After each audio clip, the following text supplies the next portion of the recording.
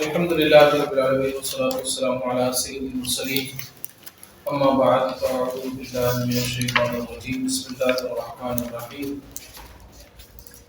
آج کی فہد اسلام کورس کی ہماری چوتھی نشست ہے۔ کل جو ہماری کلاس تھی اس کے اندر ہم نے بہت سی اہم معلومات نبوت کے متعلق، رسالت کے متعلق،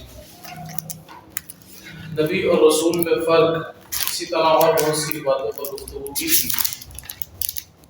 اور ختم نبوت کے متعلق بھی آخر کے اندر جو ہے وہ چند باتیں آپ کے سامنے کی۔ اس میں ایک تو آیت کریمہ تھی، ما کان محمد ابا احد من رجالکم ولکن رسول اللہ وخاتم النبیین، اور اس کے علاوہ احادیث طیبہ جو ہے وہ ہم نے کچھ ملاحظہ کی تھی۔ ایک اور حدیث پاک ہے صفحہ نمبر 38 پر اگر آپ دیکھیں، حضرت ابو ہریرہ رضی اللہ تعالیٰ سے روایت ہے، نبی اکرم صلی اللہ علیہ وسلم نے ارشاد فرمایا، مجھے 6 وجوہات سے انبیاء کرام پر فضیلت دی گئی ہے، یعنی پیارے آقا کریم صلی اللہ علیہ وسلم افضل الانبیاء ہیں، تمام انبیاء سے افضل ہیں۔ تو وہ 6 باتیں کہ جن 6 باتوں کے ذریعے اللہ تعالیٰ نے حضور کو انبیاء پر فضیلت عطا فرمائی، یعنی یہ جو 6 باتیں ہیں یہ پچھلے انبیاء کرام میں سے کسی کو بھی اللہ نے نہیں دی، پیارے مصطفیٰ کریم صلی اللہ علیہ وسلم کو عطا فرمائی ہے۔ تو پہلی چیز جو یہاں پر ہے وہ ہے، حضور فرماتے ہیں مجھے جامع کلمات عطا کیے گئے ہیں، جامع کلمات عطا کیے گئے ہیں۔ اور دوسری چیز، رعب سے میری مدد کی گئی ہے، یعنی اللہ تبارک و تعالیٰ نے پیارے آقا کریم صلی اللہ علیہ وسلم کی مبارک ذات میں ایک رعب رکھا، ایک شخصیت کا رعب ہوتا ہے، ٹھیک ہے۔ اسی طرح حضور فرماتے ہیں میرے لیے غنیمتوں کو حلال کر دیا گیا۔ مال غنیمت جو جنگوں کے اندر مسلمان اگر کفار سے لڑائی کرتے ہیں تو کفار جو اپنا مال چھوڑ کر چلے جاتے ہیں، یا کفار کو جب شکست ہوتی ہے تو ان کا سارا مال مسلمانوں کو ملتا ہے، یہ مال غنیمت ہوتا ہے۔ پہلے زمانوں میں ایسا ہوتا تھا کہ وہ مال جائز نہیں ہوتا تھا ان کے لیے، لیکن پیارے آقا کریم صلی اللہ علیہ وسلم کو اللہ تعالیٰ نے یہ فضیلت عطا فرمائی کہ حضور علیہ الصلوۃ والسلام یعنی مسلمان جو مال غنیمت ان کے پاس ہوگا وہ حلال ہوگا۔ کیا ہوگا؟ فرمایا میرے لیے غنیمتوں کو حلال کر دیا گیا۔ اسی طرح تمام روئے زمین کو میرے لیے طہارت اور نماز کی جگہ بنا دیا گیا۔ یہ بھی بڑی اہم چیز ہے کہ پچھلی امتوں میں ہوتا یہ تھا کہ آپ ہر جگہ عبادت نہیں کر سکتے۔ پچھلی امتوں میں عبادت کی جگہ مخصوص ہوتی تھی، جیسے ہمارے مسجد ہے نا، تو ایسا ہوتا تھا کہ بس صرف اسی عبادت گاہ میں آپ نماز پڑھ سکتے ہیں جو عبادت کی جگہ ہے۔ لیکن حضور علیہ الصلوۃ والسلام کو اللہ تبارک و تعالیٰ نے یہ فضیلت عطا فرمائی ہے کہ حضور علیہ الصلوۃ والسلام جہاں چاہیں، جس زمین کے حصے پر چاہیں نماز پڑھ سکتے ہیں، اور آپ کا امتی بھی نماز پڑھ سکتا ہے، ٹھیک ہے۔ تو یہ فضیلت اللہ کے رسول صلی اللہ علیہ وسلم کو اللہ نے عطا کی، اور اللہ کے رسول کے ذریعے اللہ تعالیٰ نے ہم سب کو بھی یہ اعزاز عطا کیا۔ لیکن شرائط جو بیان کی جاتی ہیں کہ وہ جگہ جہاں پر نماز پڑھی جائے وہ جگہ پاک ہونی چاہیے۔ نماز کی شرائط میں سے بھی یہی ہے نا کہ جگہ کا پاک ہونا۔ تو روئے زمین پر جہاں بھی آپ چاہیں نماز پڑھ سکتے ہیں، لیکن یہ پہلے والوں کے لیے نہیں تھا، یہ اس امت کا خاصہ ہے۔ اسی طرح حضور فرماتے ہیں مجھے تمام مخلوق کی طرف نبی بنا کر بھیجا گیا، ٹھیک ہے، تمام مخلوق کی طرف نبی بنا کر بھیجا گیا۔ اب چونکہ یہ وہ فضیلت ہے جو اللہ نے حضور کو عطا کی ہے، اور کسی کو پہلے جو انبیاء ہوتے تھے وہ کسی خاص علاقے کی طرف، کسی خاص قوم کی طرف، کسی خاص گروہ کی طرف آتے تھے ہدایت کے لیے، لیکن پیارے آقا کریم صلی اللہ علیہ وسلم کو اللہ تعالیٰ نے تمام مخلوق کے لیے نبی بنا کر بھیجا، صحیح ہے، سب مخلوقات کے لیے۔ اسی طرح چھٹی چیز جو ہمارے اس موضوع سے ریلیٹڈ ہے وہ کیا، یعنی جس وجہ سے اس حدیث پاک کو یہاں پہ لایا گیا ہے کتاب میں، وہ یہ ہے کہ حضور فرماتے ہیں اور مجھ پر نبیوں کو، یعنی نبیوں کا جو سلسلہ ہے وہ ختم کر دیا گیا، مجھ پر نبوت کا سلسلہ ختم کر دیا گیا. یعنی اب حضور علیہ الصلوۃ والسلام کے بعد کوئی نیا نبی دنیا میں نہیں آئے گا. ٹھیک ہے, تو مسلم شریف کی حدیث پاک ہے, تو اس سے پتہ چلا کہ پیارے آقا کریم صلی اللہ علیہ وسلم آخری نبی ہیں, اور حضور علیہ الصلوۃ والسلام کے بعد اب کوئی نیا نبی دنیا میں نہیں آئے گا. ٹھیک ہے, تو یہاں بہت ساری حدیثیں اس موضوع سے ریلیٹڈ ہیں, آپ اس کا مطالعہ بھی کر سکتے ہیں. ٹھیک ہے, اب آگے دیکھیں صفحہ نمبر 34 پر. آسمانی کتابیں, بہت سے نبیوں پر اللہ تعالیٰ نے صحیفے اور آسمانی کتابیں اتاری ہیں. ان میں سے 4 کتابیں جو ہیں وہ بہت مشہور ہیں. ٹھیک ہے, یعنی ہمیں جو 4 کتابیں ہمارے یہاں معروف ہے, مشہور ہے, ایک تورات, زبور, انجیل اور قرآن کریم. تورات, زبور, انجیل اور تورات جو ہے وہ حضرت موسیٰ علیہ السلام پر نازل ہوئی. اسی طرح زبور جو ہے وہ حضرت داؤد علیہ السلام پر, انجیل حضرت عیسیٰ علیہ السلام پر, اور قرآن کریم فرقان حمید ہمارے پیارے آقا صلی اللہ علیہ وسلم پر نازل کی گئی. یہ 4 کتابیں مشہور ہیں, لیکن اس کے علاوہ بھی جو ہے وہ صحیفے انبیاء کرام پر اتارے گئے مختلف اوقات میں. ٹھیک ہے, قرآن کریم فرقان حمید کو پڑھنے کے حوالے سے جب ہم اس کی فضیلتیں دیکھتے ہیں تو آپ نے ایک حدیث پاک کا مفہوم سنا ہوگا کہ قرآن کریم فرقان حمید کا ایک حرف پڑھنے سے 10 نیکیاں ملتی ہیں. کیا ملتی ہیں؟ 10 نیکیاں. ٹھیک ہے, اور قرآن کریم کا سب سے افضل ہونا, ہم کہتے ہیں قرآن کریم کا مقام بقیہ کتابوں سے بلند ہے یا وہ افضل ہے, تو دیکھیں باعتبار کلام کے, کس کے؟ باعتبار کلام سے مراد تورات اللہ نے اتاری, زبور اللہ نے اتاری, انجیل قرآن بھی اللہ نے اتارا. ٹھیک ہے, تو ساری کتابیں اس کی ہیں. تو اگر کلام کے اعتبار سے دیکھیں تو یہ اللہ کا کلام ہے, اور رب کا سارا کلام ہی افضل ہے. اس میں تو کوئی فرق نہیں ہے, رب کا سارا کلام ہی افضل ہے, چاہے اس میں ہو یا اس میں ہو, جو اللہ کا ہے. ٹھیک ہے, تو یہاں جو قرآن کریم کو الگ سے فضیلت دی جاتی ہے یا بات کی جاتی ہے نا, تو وہ ثواب کے متعلق ہے. کس کے متعلق ہے؟ کہ جو ثواب قرآن پڑھنے پر دیا جاتا ہے ویسا ثواب پچھلی کتابوں کو پڑھنے پر نہیں دیا جاتا. اس لیے ہم کہتے ہیں قرآن بقیہ کتابوں میں اعلیٰ ہے, کہ اس کا ایک حرف پڑھنے سے کتنی نیکیاں ملتی ہیں؟ 10 نیکیاں. تو تورات, زبور اور انجیل میں ایسا معاملہ نہیں تھا. ٹھیک ہے, باقی ہے ساری اللہ کی کتابیں. ٹھیک ہے, اور اب جو ہے وہ دور حاضر کے اندر ہمیں اجازت نہیں ہوتی کہ ہم جو ہے وہ یہ تورات, زبور اور انجیل کا مطالعہ کریں. اس کی وجہ یہ ہے کہ اس وقت کے لوگوں نے, ٹھیک ہے, اس کے اندر اپنی پسند کی باتیں شامل کر دی, اور یوں سمجھے ملاوٹ کر دی, جو عام زبان میں ہم کہہ سکتے ہیں کہ اپنے موضوعات کو شامل کر دیا گیا, جو کچھ ایسی باتیں تھی وہ نکال دی گئی. تو اب ہمیں نہیں معلوم پڑتا کہ کون سی بات کس کی ہے, یا بندے کی طرف سے ملا دی گئی ہے یا پھر کسی اور, مطلب یہ اللہ تعالیٰ کی طرف سے جو بات آئی ہے وہ کون سی ہے, یا بندے کی طرف سے کون سی ہے. تو اس وجہ سے دیگر کتابوں کو پڑھنا منع ہے. ٹھیک ہے, اور قرآن کریم فرقان حمید کا ذمہ حفاظت کا, چونکہ پچھلی امتوں پر ان کتابوں کی حفاظت کی ذمہ داری تھی. صحیح ہے نا, تورات, زبور, انجیل کی حفاظت کی ذمہ داری ان لوگوں پر تھی کہ وہ اس کو ملاوٹ سے پاک رکھتے, محفوظ رکھتے. لیکن قرآن کریم فرقان حمید کو یہ اعزاز حاصل ہے کہ اللہ تبارک و تعالی نے اس کی حفاظت کا ذمہ خود لیا, اور فرمایا انا نحن نزلنا الذکر وانا له لحافظون, کہ بے شک ہم نے ہی اس قرآن کو نازل کیا اور ہم ہی ضرور اس کی حفاظت کریں گے.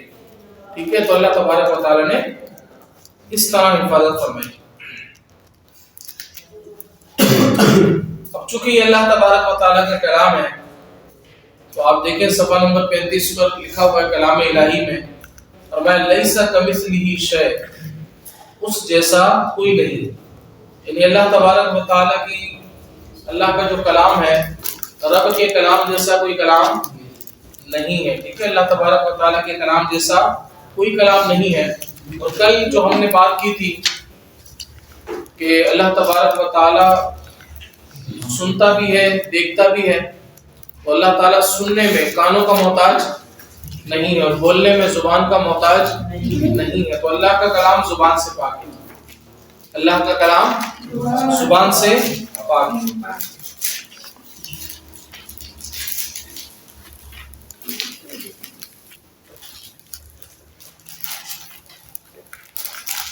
اب آگے تقلید کا موضوع ہے. 37 صفحہ نمبر 37 کو دیکھیں ذرا. تقلید موضوع بڑا تھوڑا آسان بھی ہے اور تھوڑا سا مشکل بھی ہے. آسان اس طور پر ہے کہ اگر آپ توجہ کے ساتھ انشاءاللہ اس کو سنیں گے تو آپ کو آسانی ہوگی سمجھنے میں. تقلید کیا چیز ہے؟ ہم احناف ہیں، حنفی کہلاتے ہیں. ہم کیا کہلاتے ہیں؟ حنفی. حنفی کا مطلب ہوتا ہے امام اعظم ابو حنیفہ کی پیروی کرنے والا. امام اعظم ابو حنیفہ کی پیروی کرنے والا اس کو کیا کہتے ہیں؟ حنفی. اور جو امام مالک کی پیروی کرتا ہے اس کو مالکی کہتے ہیں.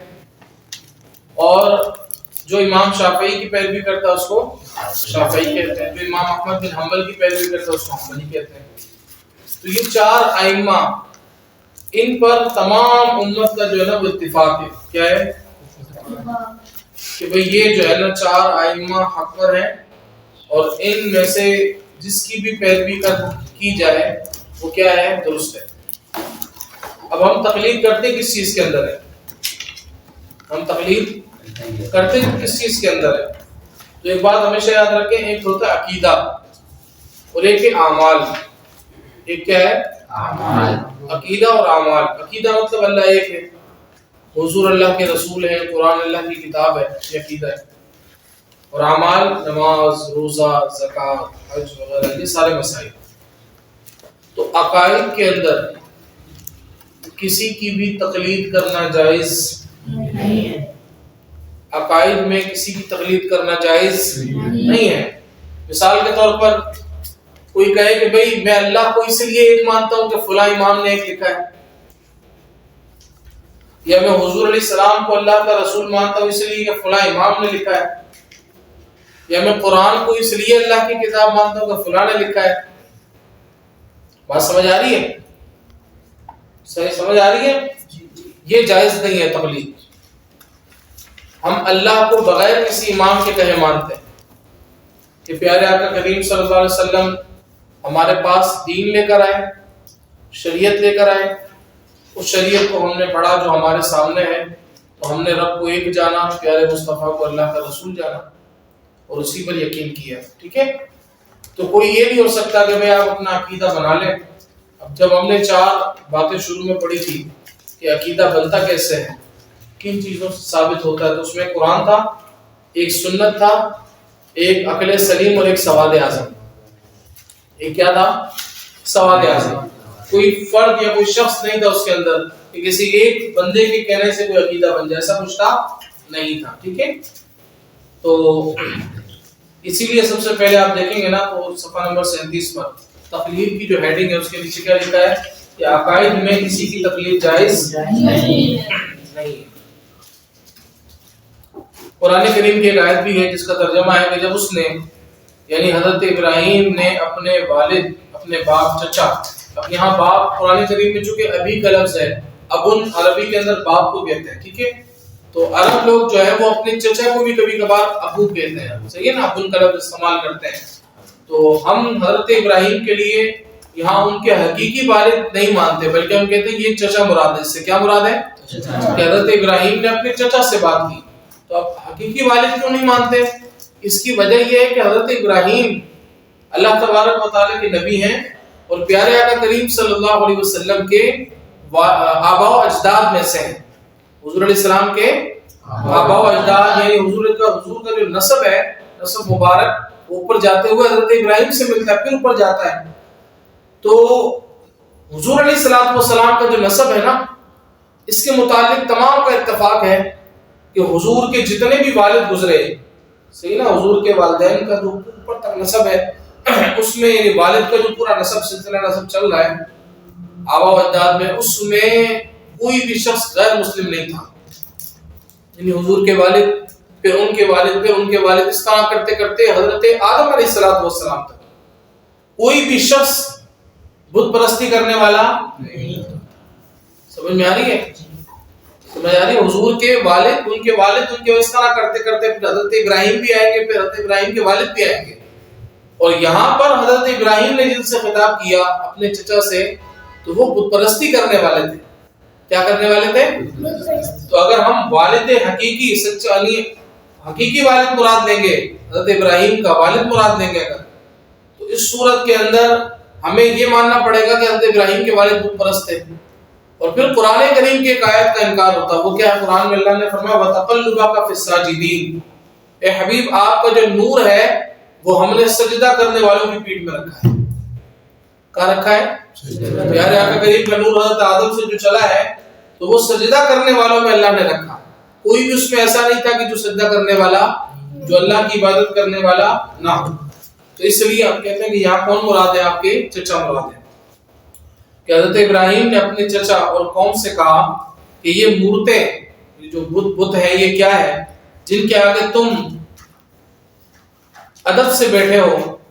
بولے ہم نے اپنے باپ دادا کو ان کی پوجا کرتے پایا. کہا بے شک تم اور تمہارے باپ دادا سب کھلی گمراہی میں ہو. کس میں ہو؟ سب کھلی گمراہی میں ہو. اب یہاں عقیدے کے اندر تقلید جائز نہیں ہے، یہ اس کی مثال ہے کہ یہاں پر حضرت ابراہیم نے جب اپنے چچا سے کہا کہ یہ جو تم بتوں کو پوج رہے ہو یہ کیا کر رہے ہو تم اور تمہاری قوم، تو انہوں نے کہا کہ ہم نے اپنے باپ داداؤں کو اس طرح کرتے ہوئے دیکھا تو ہم بھی کر رہے ہیں. تو حضرت ابراہیم نے ان کو کیا جواب دیا کہ تم اور تمہارے آبا و اجداد تم سب کھلی گمراہی میں ہو. تو پتہ چلا کہ عقیدہ کسی کو دیکھ کر نہیں بنایا جاتا کہ فلاں نے یہ کام عقیدہ رکھ لیا تو ہم بھی اسی کو چلتے ہوئے، ایسا نہیں. ہمیں یہ دیکھنا پڑتا ہے کہ کیا وہ قرآن سے ثابت ہے، کیا وہ حدیث سے ثابت ہے، کیا سواد اعظم ہے، پوری امت یہ کام کر رہی ہے، یا کیا عقل میں یہ بات آتی ہے. اب عقل میں مثال کے طور پر، عقلی طور پر اگر بت پرستی کو دیکھیں ہم کہ بھئی ایک بت ہے جو پتھر کا ہے، کیا عقل اس بات کا تقاضا کرتی ہے کہ اس پتھر نے ہم کو پیدا کیا ہوگا، یہ پتھر ہماری حفاظت کرے گا، یہ ہماری مدد کرے گا؟ نہیں کر سکتا. تو عقل اس بات کو نہیں مانتی. صحیح. اور سواد اعظم کو دیکھیں تو امت کبھی بھی اس طرح کا کام نہیں کرتی، کیونکہ اب میں نے حدیث پاک بھی آپ کے سامنے بیان کی تھی کہ حضور علیہ السلام کے حدیث پاک کا مفہوم ہے کہ میری امت جو ہے وہ کبھی گمراہی پر جمع نہیں ہوگی.